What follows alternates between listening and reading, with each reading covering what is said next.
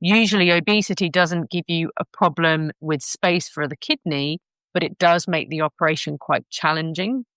And the general rule is that the deeper down you go, the bigger the hole has to be and the bigger the cut, the bigger the incision.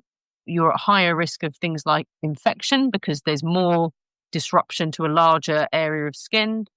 You're at higher risk of a hernia because, essentially what we're doing is disrupting the corset that holds all your bowels and everything in place. And it makes sense that the more weight there is pushing against that suture line, the more likely it is that that suture line is not going to be able to sustain the pressure that's coming from inside the abdomen.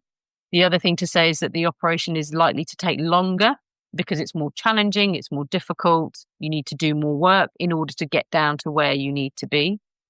So there's lots of things to think about in terms of weight. Space is probably the least of our worries. It's actually the whole operation and the challenges of the whole operation, the recovery, going back to theatre if you need to, and dealing with all the other possible complications that might come after the transplant. So, for example, if you need a biopsy, if you're carrying a bit of extra weight, then that can be quite challenging.